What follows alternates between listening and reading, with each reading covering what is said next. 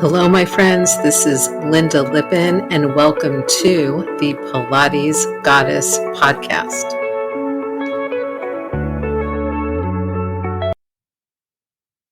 Well, hello, my friends. Welcome back to the Pilates Goddess podcast. This is your host, Lynda Lippin. So, for some reason, I've been thinking a lot lately about mnemonics. And if you're not familiar with that term, a mnemonic is basically a short version of something that sticks in your brain and helps you remember something else or something broader. A lot of mnemonics have to do with spelling. So if you ever learned I before E except after C, okay, that's a spelling mnemonic that when you go to spell receive or conceive, you think, oh yeah, it's after C, so I put an E there, right? And there are, quite a few of these in spelling. There are math ones, there are, conceptual ones. But again, it's that kind of short thing or something that you just have in the back of your mind that basically pops up because it's to remember. One that I used to love teaching when I was teaching a little bit more kind of writing and critical reasoning when I was in graduate school for philosophy was that there is a rat in separate. Because you don't know the number of people, you may be in this group. I was in this group until I learned this rule, who spell separate with an E or just aren't sure. So they might alternate, right? But once it got in my brain that there is a rat in separate, now when I write it, I go sep. Oh, yeah, there's a rat here. Okay. And that's in my mind. Now, you may be sitting there like, this is awesome, Lynda, but how does this remotely relate to my teaching of the Pilates or my doing of the Pilates, actually? And what I want to tell you is it has everything to do with how you construct and remember your Pilates practice and how you put together your Pilates classes if you're teaching or your sessions. So, number one, I first learned Pilates in a very classical method way from Steve Giordano when I was an undergraduate at Purchase, at SUNY Purchase, now Purchase College, um, back in the 80s. And I had that kind of order of the exercises ingrained in me from the beginning because as clients, we were empowered by the teachers to move forward in our own practice, and some days to come in and self-practice and really decide what our own bodies needed, okay?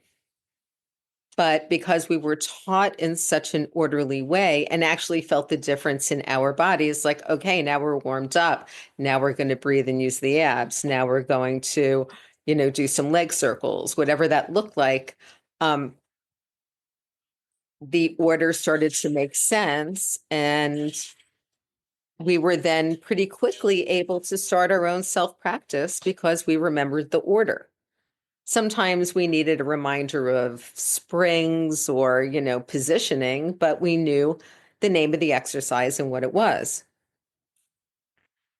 And this is where, if you have gone through any kind of Pilates teacher training that did not give you a defined order of the exercises, okay, then I recommend that you go online.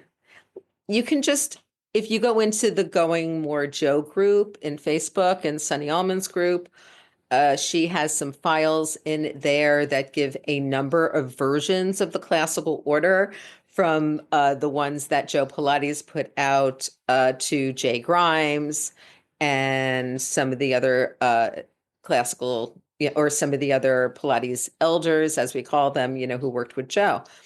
So most of those lists are relevantly similar, okay, if not exactly the same. Joe was very consistent, and at least for the mat and the reformer, which is, if you're not fully comprehensively certified, chances are you're mat and reformer or one or the other certified.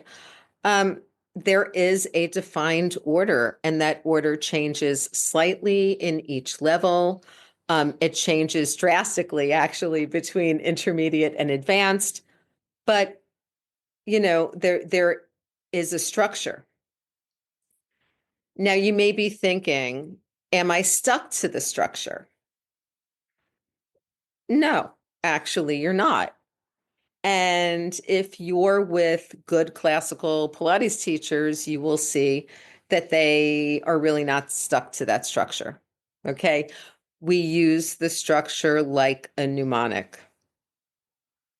Maybe you look at a word similar to separate and you think to yourself, oh, is there an A in here? Who knows, right? Um, Or like the I before E except after C mnemonic allows you to spell multiple words, right? With that kind of C, E, I, right? Receipt, receive, conceive, so many words.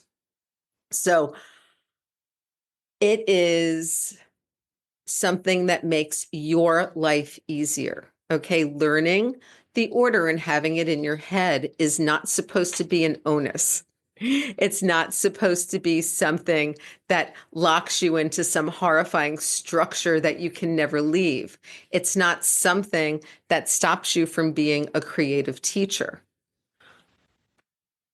But it is something that when it's in your head, then you can actually start to teach your clients and your classes and look at your own practice a little more creatively. That's where things kind of get interesting. So say you're trying to put together a mat and reformer class, either for your own body or for a client or for many clients at once. And you may just be sitting there with a list of exercises, being like, what do I do first? Do I do flexion first, extension first, neutral spine first, right? If that's the language that you learned in. Do I do standing first? Do I load legs? Do I load spine? Like, what exactly do I do here first? Now, for me, I always think, okay, first we do footwork. We do some version of footwork. If you are teaching a mat and reformer class, you can have them do footwork on the reformer. If you want to change it up a little bit, you can have them do standing footwork on the mat. If you haven't learned that, I have some courses that teach that are inexpensive online. You could just go to, lindalippin.com, go to my everything page. Or if you're teaching a full system class, you can even take some people into seated footwork on the chair. You can take people into leg springs on their backs, right? The supine leg springs. I mean, there's many ways to do this. You can also do the standing footwork series, holding the arm springs or holding the rollback bar for, some extra challenge in the upper body, right? And a little extra balance work. So many things that you can do creatively. You can do single leg, you can play with your springs, whatever you want, but there you are, footwork. Okay. Numerous ways. And then I'm like, okay, next we're going to do some 100. So if you learned like a whole supine arm series on the reformer or, some arm kind of pre-Pilates warm-ups that you like to do with people on the mat, This is a good time to do that. You can do that work, get people kind of really grounded into their shoulders and feeling stable there, and then bring them into the 100.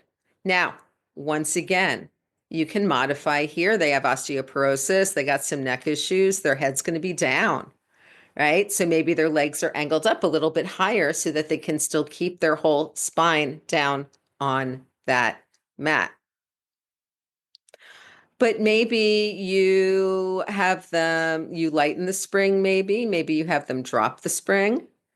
If they're super strong, maybe you have them just go into the advanced version with the heels down. You can bring them to the mat for the 100 if you feel like the reformer is a little too constrictive or a little too much. Although I would, if you're doing reformer, I would just keep them there and just have them not use the straps. Okay. Again, if you're teaching a full system class or just a larger kind of mat class, you could have some people on the chair or even on the high barrel or a low barrel. Okay. Doing that 100 on the smaller surface area.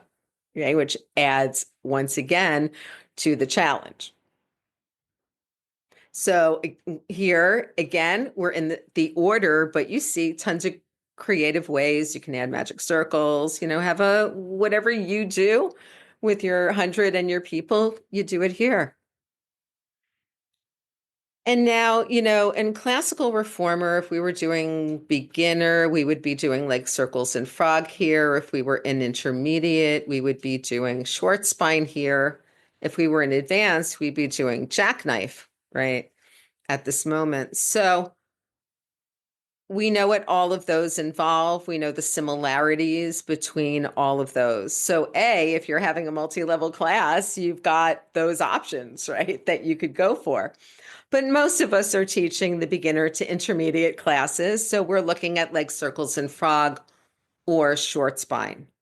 If you're teaching at a large group reformer studio, you may not be doing short spine, which is kind of sad, I think, for many clients. But I love like circles and frog as well.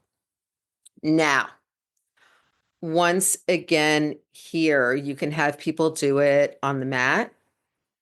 You can have people doing it on the reformer. You can have some people doing short spines, some people doing frog leg circles. You can bring them again for leg circles on the leg springs. Again, we have a number of places to do it. Folks can even do standing leg circles. They can even do standing leg circles with their back against the wall and their feet slightly forward. Okay, again, find creative ways to kind of keep people within the order. And this is what I mean by this. Then classical order, we would come, say, to coordination. Not necessarily in beginning, definitely intermediate and on. So maybe at this moment, you take some folks and you don't give them the whole coordination, but you just do some tricep presses. Okay, with those arm springs or the arm straps. You can do these things also standing. Okay, you see where I'm going with this? There's just lots of different ways, places to do the things. Now, for me, this makes teaching easier. Okay, it makes it easier for me to have that mnemonic of the order always in the back of my brain. And then I can figure out like what people are doing in a group class or even what I'm doing if I want to do different things in my workout. But there's a few other kind of mnemonics that I have in my head that I also use. And these are a little bit different. And these are the ones that I'm actually teaching in my workshop at Bombshell Pilates in Chelsea and online via Zoom. Not this coming Saturday, but next Saturday, the 19th of April from 3 to 6 p.m. Eastern Time. And everyone who signs up, whether you come live to the studio or sign up for the Zoom, you will get the access to the recording and access to a group with me where you can ask questions and get answers and have discussions. about what I'm discussing. So one way, of course, and I've talked a little bit about this right now to group the exercises, is by level, right? Level is an easy way to do it. So say you are teaching a class on multiple pieces of equipment, and maybe you're teaching a mat class and or mat reformer, mat whatever, and you get to the roll up and you discover that a chunk of your class can't really do the roll up, right? Now, we can bring things in like a small towel, behind the lower back. If you are not in a full studio, you can always do um, some kind of band, right? Or something around the feet. But if you're in a full studio, you have somebody who's having problems during the roll up, you can take them over to a tower or a Cadillac, right? And you can have them work right there on articulating through their spine and letting the springs assist, right? For me, this is the important piece, is that you think about letting the springs assist. And this is kind of adding modification and variation, which again, I've already talked about, in the last scenario. The second mnemonic that I use to think about exercises is function, right? So you want to think about, what is the purpose of this exercise? What is this exercise doing for the client? So if you are looking at some, say, inner thigh work, and you are doing some standing side splits on the reformer, but you have some clients who are kind of scared to be up there and scared to be standing. They might have some balance issues. Maybe they have some neuralgia. They can't feel their feet so well. And you still want to give them that inner thigh work. Well, what are you going to do? You can easily bring them down to the mat. If you've got a magic circle, you can work that side lying, which is going to be similar to that side split, or supine, right? You can also bring them just to the mat with no apparatus and just have them do the inner thigh lift as part of the side kick series. Again, it's going to give them that same work.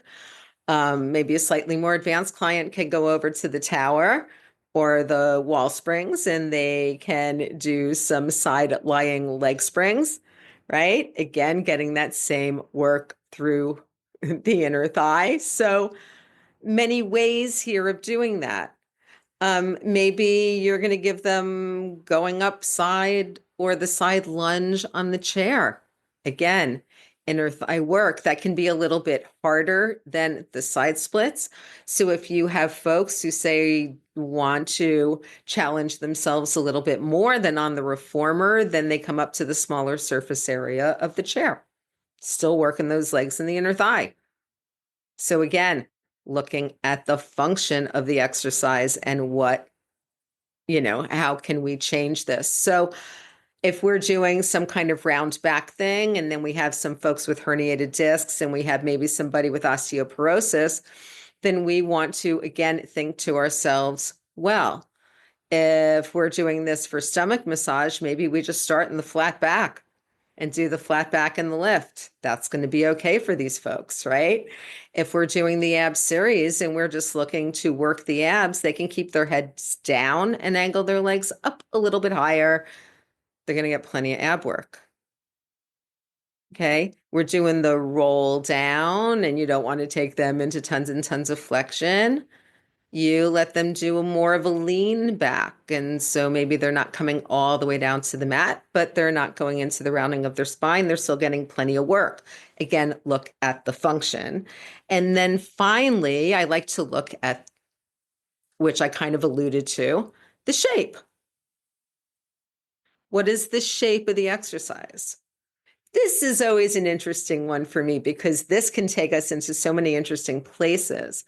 Like, I look at the similarity in shape between the advanced side sit-up on the high barrel, okay? And then the side lunge or going upside on the chair. Okay, that can be a little much, but there it is. I look at the going up front or the front lunge on the chair, okay? And I see the single leg stretch. Yes, I do. Okay. I see the knee stretch and the knees off knee stretch. Okay, you feeling me here? I even see a mountain climber in so many ways. I also see the Russian split and I see the front split from the reformer. So again, looking at the shape gives you that kind of creativity to say, oh, maybe I want to challenge this person a little bit more. Maybe this person needs to back up a little bit more. Now, as I think you could probably tell from the way I've been talking about the exercises, for me, the level and variation, the function and the shape kind of all meld together. But in the workshop, I am parsing those out for you, separating those out so that you have a sense of how to do this for yourself and for your clients. Even those of you who have gone through a classical Pilates certification probably do not have, or were not taught, not do not have, we're not taught this kind of level of parsing them out into mnemonics that will make it easier for you to teach. Some of this is things that I learned when I was teaching undergraduate philosophy classes and undergraduate critical reasoning and some writing classes. Okay. Some of this is methodology and pedagogy from that actual higher level classroom teaching. And then I took that and brought that into my understanding of Pilates and into my Pilates teaching. And I'm going to close with one more thing about this way of approaching the work, okay, is I was with a client who is relatively new to me the other day, and she was referred to me by a very loved and trusted colleague here in New York who is just not here all the time to see her. And this had been a client of hers for 10 years. And I had been working with this woman for, I guess, 4 or 5 weeks. And then she was able to get a session in with her old teacher while she was in town. And afterwards, she said, you know, I loved, of course, my session with my old teacher. She said, but you have this way of giving me these simple little cues or choosing a next exercise that always makes sense to me, helps me feel like I'm doing the exercise totally right and like I'm not just flailing around. She said, and I'm going to mention that to my old teacher, and I just want to make sure that's okay with you. And I was like, yes, that is fine.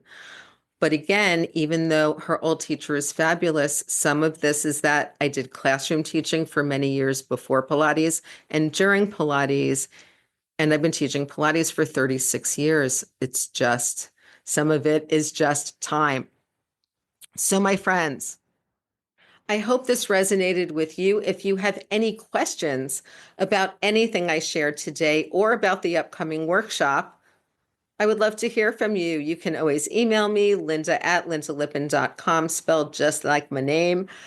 You can also go onto my website, lyndalippin.com, and there is an email me button that will allow you to contact me. You can also DM me on any of the social medias. I do check them. I do check my kind of non-friend and follower messages. So I will see it. It may take a day or two. You guys know I'm also on Reddit as Pilates Goddess LL. So you can find me over there. Now, in addition to this teaching workshop, which is literally called Teaching Multi-Level Full Pilates System Classes. Next weekend, I am teaching a Joe's Original 34 online mat class on Wednesday, the 16th at 11 a.m. Eastern Time. It's going to be an hour, and I am going to teach the original 34 mat. So if you are either a teacher or a client who is interested in doing or at least seeing the original 34 mat exercises with transition and flow being done, or doing it yourself, I invite you in. There are a lot of Pilates teachers out there who are scared of this, who have never seen this work. I invite you to just come see what it looks like. It is really not that scary. It is not that horrifying. And many hundreds, thousands of people over the past 100 years have done this work with the Joe and been okay. All right. So I'm going to be teaching that. It's $20. You'll have access to the recording in perpetuity. And once again, I will invite you into a group where you can ask questions and have conversations about that work. All of the links to these events will be in the show notes, and I will talk to you guys soon. Thanks so much for joining. You know I love and appreciate you, and I'll be with you soon. Bye.